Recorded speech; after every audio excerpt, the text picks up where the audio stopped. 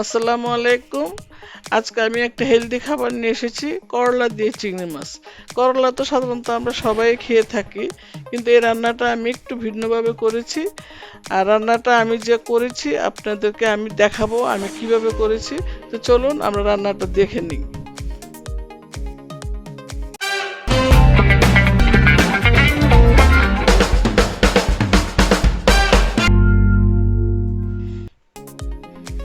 এই রান্নাটা কিন্তু দুইভাবে করতে হবে।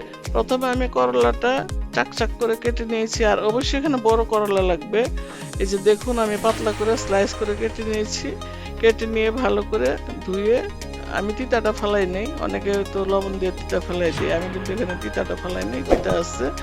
তো ওইভাবে আপনারা হালকা লবণ দিয়ে তেলের উপরে যাতে না ভাঙে আস্তে আস্তে উল্টিয়ে পাল্টিয়ে ভেজে নেবেন। আর আপনারা ফলো করেন আমার রান্নাটা, তাইলে বুঝতে পারবেন আর কি। তো আমি এইভাবে এটা সুন্দর করে ভেজে নিব, ভেজে আমি একটা প্লেটে উঠিয়ে রাখবো আর কি। আমি এটা সাজিয়ে পরিবেশন করবো আর কি দুইভাবে। তো একটু লবণও দিয়ে দিলাম, লবণ দিয়ে যে উল্টিয়ে পাল্টিয়ে আমি ভেজে নিচ্ছি। এভাবে আপনারা ভেজে নেবেন করলা। করলা তো সাধারণত আমরা সবাই চিংড়ি মাছ, গুঁড়া চিংড়ি মাছ দিয়ে পেঁয়াজ দিয়ে কাঁচামরিচ দিয়ে রান্না করে খাই। তো এই রান্নাটা চিংড়ি মাছে কিন্তু আমি বড় চিংড়ি মাছ ইউজ করেছি এখানে। আর বড় চিংড়ি মাছটা আমি ভুনা করে করলার উপরে আমি সাজিয়ে পরিবেশন করেছি। এই যে করলা আমার হয়ে গেল, এখন আমি করলাটা উঠিয়ে ফেলবো, উঠিয়ে আমি চিংড়ি মাছটা ভুনা ভুনা করবো। আর এই যে আমি আবার তেল দিলাম, তেল দিয়ে আমি এখন চিংড়ি মাছটা ভুনা ভুনা করবো। আমি বেশ কিছু চিংড়ি মাছ নিয়েছি, আপনারা আপনাদের পরিমাণ মতো নেবেন। মানে বেশিও দেওয়া যায়, কমও দেওয়া যায়। তো আমাদের ঘরে চিংড়ি মাছ খাই, আমি একটু বেশি নিলাম। আমি বড় বড় চিংড়ি আমি খোলসটা ফেলে দিয়েছি, আপনারা ইচ্ছে করলে নাও ফেলতে পারেন। তা আমার মনে হলো যে ফেলে দিলে মনে হয় ভালো হবে, যেহেতু সবুজ আইটেম। আর চিংড়ি মাছটা একটু সাদা সাদা থাকলে ভালো লাগবে আর কি।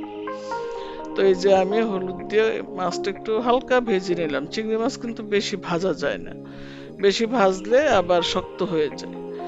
তো বেশ খানিক তেল দিয়ে এই ভুনাটা আপনার করতে হবে। আমি কিছু পেঁয়াজ দিব, তারপরে অল্প অল্প করে মশলা দিব, খুব বেশি মশলা দিব না, একটু ধনিয়া জিরা, একটু এই তো রসুন পেঁয়াজ, আর কিছু দেওয়া লাগবে না আর কি।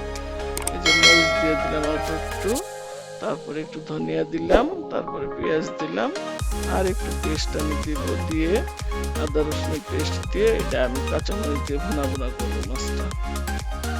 তো এইভাবে আপনারা ভুনা ভুনা করে নেবেন। আর আমার চ্যানেলটা আমি সবসময় বলি বরাবরের মতন যে আপনারা যারা নতুন তারা সাবস্ক্রাইব করবেন। আর এই যে আমি দেখুন আমি রসুন আর আদা পেস্ট একটু দিয়ে দিলাম, এক চিমটি দিবেন। আর দুই চারটা কাঁচামরিচ ভেঙে দিবেন আর কি, কারণ করলা ভাজিতে কাঁচামরিচ না দিলে ভালো লাগে না। আর আমি ইদানিং একটু তেজপাতা দিচ্ছি, কারণ তেজপাতা ইউরিক অ্যাসিডের অনেক কাজ হয়। আপনারা তেজপাতা খাবেন, পারলে তেজপাতার চা খাবেন, তেজপাতাটা অবশ্যই আপনারা খাবেন, খুবই উপকারী একটা জিনিস। তো এইভাবে মাছটা আমি এই যে ভুনা ভুনা করে নিলাম। আর যা বলছিলাম যে আপনারা আমার চ্যানেলটা অবশ্যই সাবস্ক্রাইব করবেন যারা নতুন, আর যারা পুরান তারা লাইক দিয়ে আমার পাশে থাকবেন, আর কমেন্ট তো অবশ্যই করবেন। আর সে বেশি বেশি শেয়ার করবেন যাতে অন্য মানুষও দেখতে পারে। খুবই সিম্পল রান্না আমার রান্নাগুলি, কিন্তু তারপরও সিম্পলটাই কিন্তু আমি মনে করি মানুষের জন্য ভালো। কারণ অনেক কঠিন রান্না তো আমরা সবসময় করি না, সাধারণত আমি ঘরে যা রান্না করি সেটাই কিন্তু আমি শেয়ার করি। তো এইভাবে মাংসটা আমি একটু পানিও দিচ্ছি মশলার গন্ধটা যাতে চলে যায়। এই যে আমি সুন্দর করে দেখুন আমি আমার চিংড়ি মাছ প্রায় ভুনা হয়ে গেছে। এখন আমি একটা ডিশে সুন্দর করে করলাটা সাজিয়ে রেখেছি, তার উপরে আমি বিছিয়ে দিব।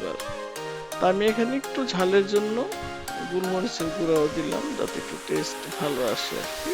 এটা অপশনাল, আপনারা দিতেও পারেন নাও দিতে পারেন। এই যে দেখুন আমি সুন্দর করে ডিশের মধ্যে আগে করলাটা রাখছিলাম, তার উপরে চিংড়ি মাছগুলো আমি সাজিয়ে আমি এটা গরম গরম ভাতের সাথে পরিবেশন করেছি। তো আল্লাহ হাফেজ, ভালো থাকবেন।